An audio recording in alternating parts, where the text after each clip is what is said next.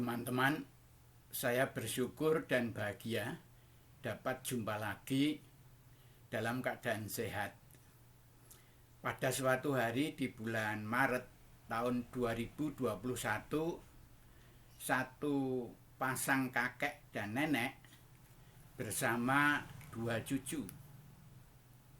Kakek suka cerita kepada orang lain dan saat itu juga kepada cucu tentang jujur, cara mencapai sukses dan makna kebahagiaan. Kakek bilang bahwa seandainya para pemimpin bangsa bisa semuanya 100% jujur, tentu Indonesia sangat cepat maju dan sejahtera. Apakah cucu-cucu di masa dewasa bisa jujur, bahagia dan sukses? Manusia berusaha, Tuhan menentukan. Dua cucu mengenal baik dua sopir mobil keluarga.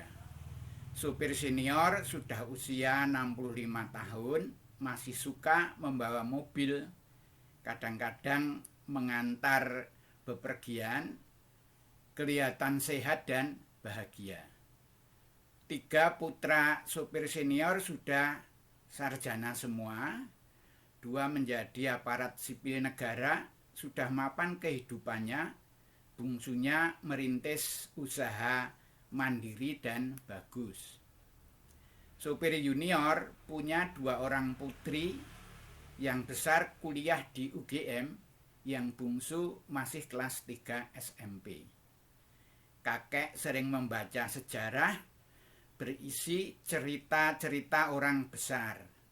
Namun kali ini kakek sangat terkesan kepada dua orang sopir yang dipersepsi sebagai orang kecil. Kakek tertarik atas kejujuran keduanya, juga disiplin kerjanya menemani kakek. Sopir junior selama masa pandemi tidak banyak mengantar kakek dan punya waktu luang untuk menghasilkan uang dari tanaman pekarangan dan piara ikan.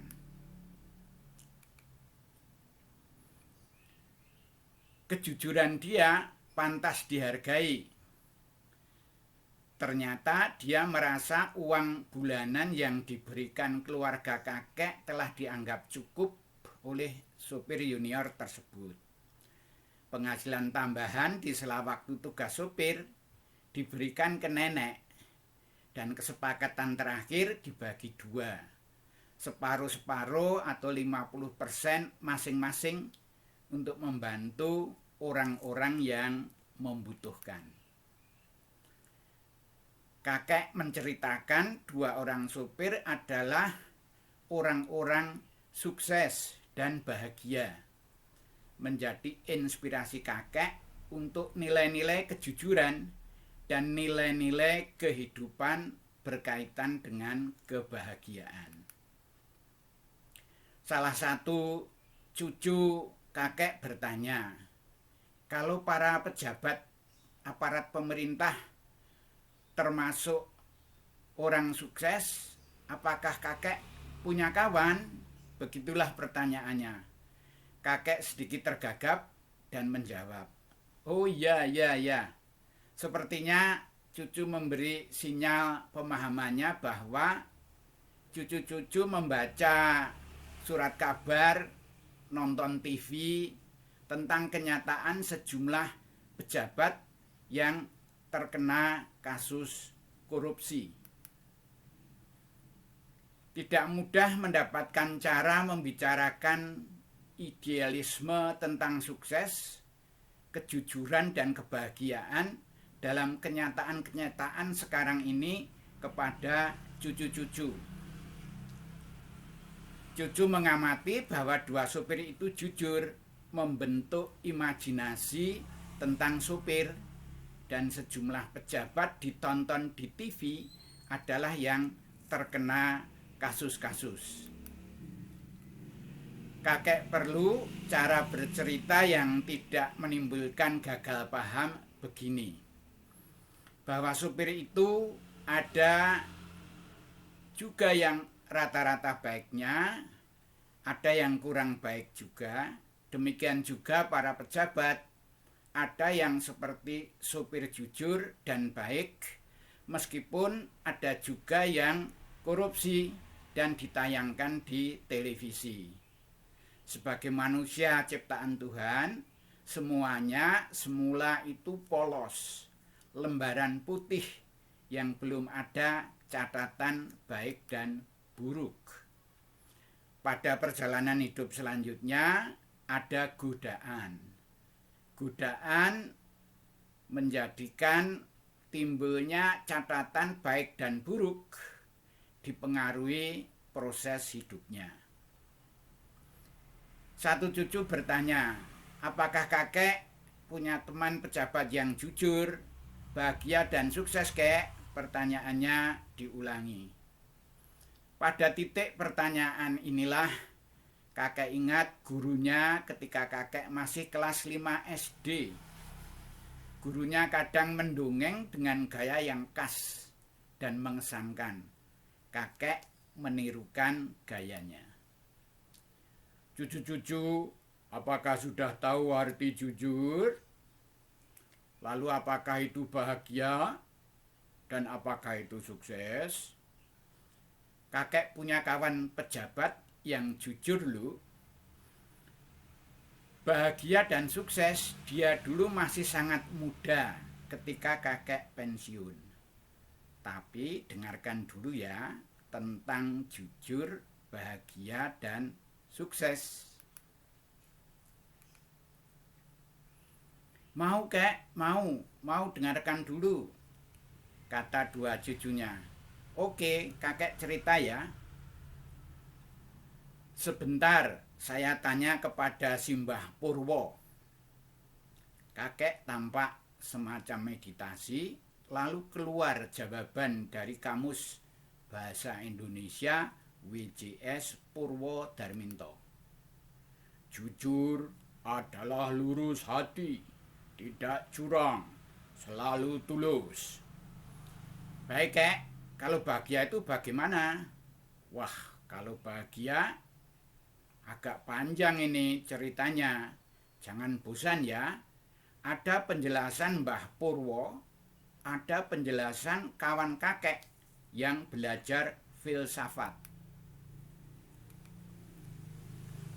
Mbah Purwo begini, bahagia adalah perasaan tentram, senang, lepas dari segala yang menyusahkan.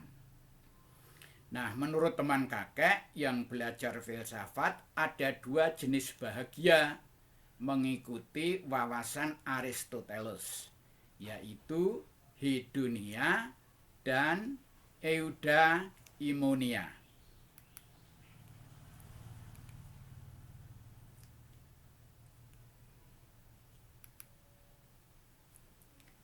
Tujuan hidup untuk yang hedonia berkaitan perasaan mengerjakan hal yang disukai, lebih berfokus pada diri sendiri, merasa puas mencapai impian pribadinya. Eudaimonia berorientasi pada mencari makna hidup, berhubungan dengan rasa memiliki tujuan hidup yang jelas. Tujuan hidup orang eudaimonia berkaitan dengan kesejahteraan orang lain, tanggung jawab, dan proses hidupnya dipandu dengan suatu idealisme. Tipe ini punya harmoni kehidupan pribadi dan kepentingan umum. Pandai menikmati proses dan pandai berpikir positif, menemukan alternatif solusi yang tidak biasanya, alternatif yang lebih bagus. Cucu-cucu pilih tipe mana? Salah satu cucu menjawab, kakek tentu menganjurkan aku memilih tipe kedua ya. Betul, benar. Maksud kakek begitu, bila kamu tidak tekanan batin. Cucunya hanya tersenyum, cucu satunya juga ikut tersenyum. Sekarang teman kakek yang saya pahami sebagai jujur, bahagia, dan sukses punya definisi sukses menurut dia, yang dia sekarang seorang pejabat penting banget di lingkungan Bank Indonesia.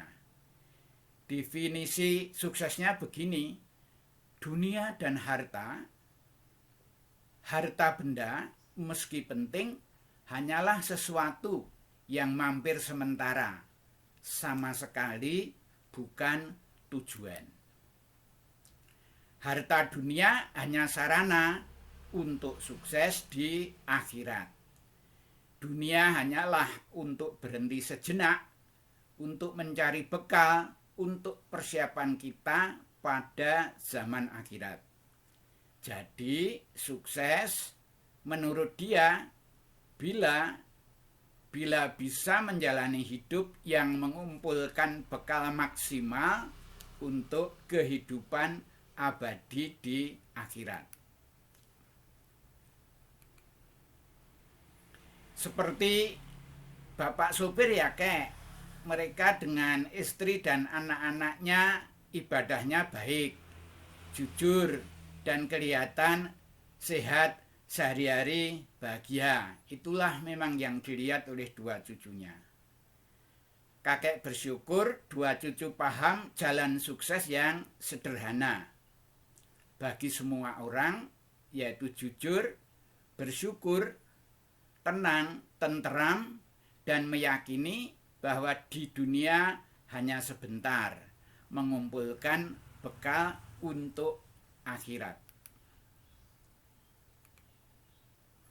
Ceritanya orang sukses kelompok 1 adalah panggilan hidup yang menjadi supir, amanah duniawinya, namun tergolong sukses menurut definisi kelompok 2 yang dinyatakan tadi.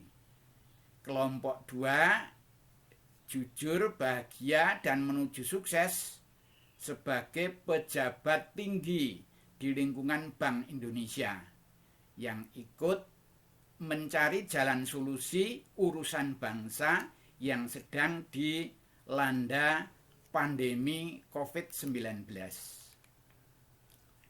Cucu paham tentang ceritanya kakek, kemudian nenek mengelus punggung dua cucu, belum cium karena takut virus, sekarang masih pandemi.